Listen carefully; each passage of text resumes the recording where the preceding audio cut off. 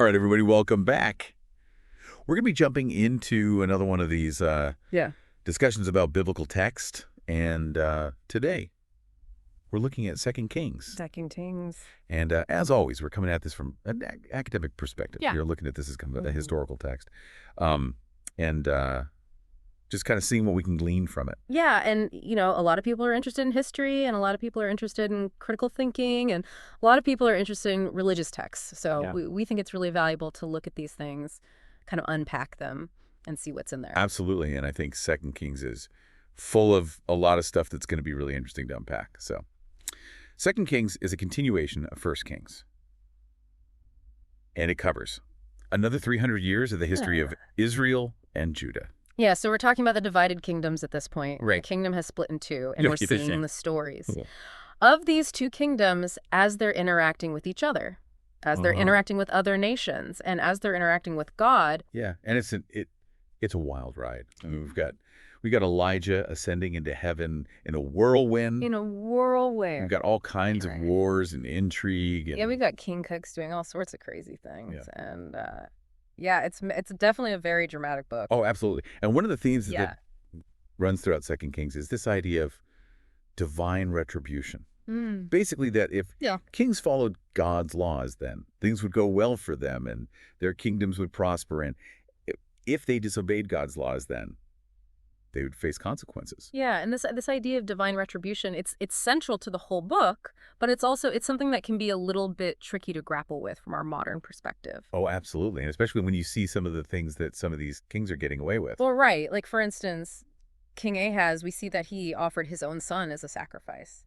which from our perspective today is like a horrific act. Yeah. But there's no mention in the text of him facing any kind of divine consequences for that. Yeah, that's a really good point. And it's not just him. I mean, you see other kings who are doing all sorts of things that you would think would bring down God's wrath, but it doesn't always seem to happen. Yeah, and then you contrast that with other kings who were punished for what seemed to be relatively minor infractions. Or even sometimes it seems like they're being punished for the actions of their predecessors. Right, and that brings up another issue, which is the idea of collective punishment, where a whole nation is punished for the actions of its leader, which is something that we would probably have some ethical problems with today. Yeah, I mean, we tend to think about justice being individual. You're responsible for your own actions. But in the world of Second Kings, it's very much a communal kind of justice. The whole nation is seen as bearing the responsibility for the actions of its king. And that plays out in some pretty dramatic ways throughout the text. Yeah. Like when we see Yeah. entire kingdoms, Oh. kingdoms being conquered, Yeah. and people being exiled Yeah. because of the actions of their leaders. But it's not all doom and gloom. In Second Kings, we've also got these amazing miracles that are happening.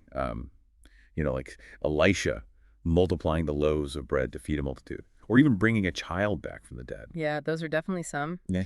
eye-catching stories. And, for the people who were reading these stories back then, these miracles would have been seen as evidence of God's power and God's presence in their lives. Yeah, and I imagine they would have been. Yeah. Pretty inspiring stories for them to hear and to pass down.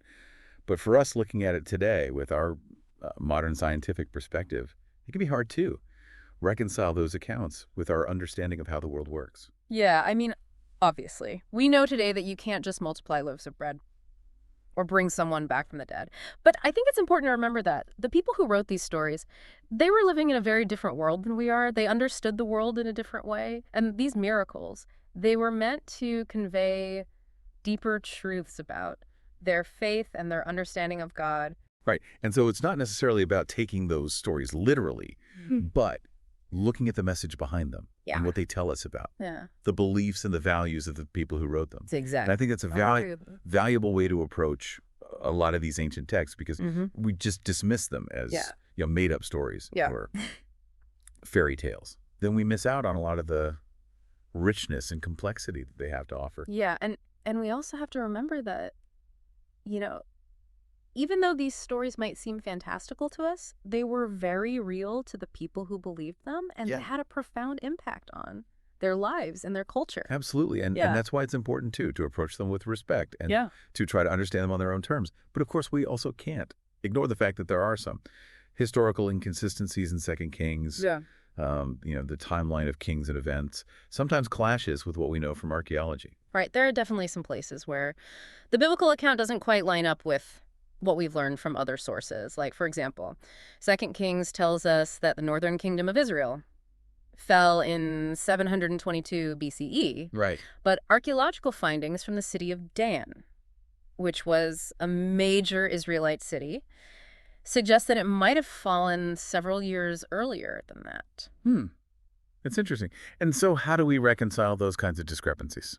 Well, I think it's important to remember that the Bible, it's not a history textbook in the modern sense. It wasn't written with the same standards of accuracy and objectivity that we would expect today. Right. It's a collection of texts that were written and compiled over a long period of time Exactly. with different authors and potentially different agendas. Right, so it's possible that the biblical authors, they might have shaped the timeline of events to fit their own theological or political purposes. And so as readers today, Hmm. we have to be aware of those possibilities and take them into account when we're interpreting the text. Right, and I think that's where critical thinking comes in. We can't just accept everything we read in the Bible at face value. We have to ask questions. We have to compare different sources, and we have to be willing to acknowledge that. There might be multiple interpretations of the same events. Yeah, I mean, that's what makes studying these ancient texts so fascinating, is that they challenge us to think critically and to wrestle with big questions about history and faith and culture. Absolutely. And speaking of challenging questions, one thing that always stands out to me about Second Kings is the portrayal of God. Yeah, he's a pretty intense God in this book. Yeah, and he's very much a God of strict laws and swift punishment, which is quite a contrast to the emphasis on love and forgiveness that we often see in the New Testament. Right, and that difference in portrayal, I think it highlights how religious ideas evolve and adapt over time. The understanding of God wasn't static. It was shaped by the experiences and the beliefs of different communities at different points in history. And so we can see how those changing understandings of God are reflected in the different texts that make up the Bible. Certainly. We've got divine retribution with awe-inspiring miracles, historical inconsistencies, and a complex portrayal of God that's evolved over time. What are we supposed to make of Second Kings? What's the takeaway for someone engaging with it today? Well, I think the most important thing is to approach it with a critical and discerning eye. We need to understand the historical context, the cultural lens of the authors, and the potential for multiple interpretations. Right, and I think it's also important to remember that these ancient texts, they still have something to say to us today, even if we don't agree with everything they say or interpret them in the same way that people did thousands of years ago. Yeah, they can still challenge us. They can still inspire us. And they can still help us to understand ourselves and the world around us better. So as you go about your day, think about this. How do you reconcile these ancient beliefs with our modern understanding of the world? And what value do you find in exploring historical religious texts, even if you don't subscribe to the specific faith that they represent? And we'll be back next week with another one of these discussions. Thanks for listening. Thanks, everyone.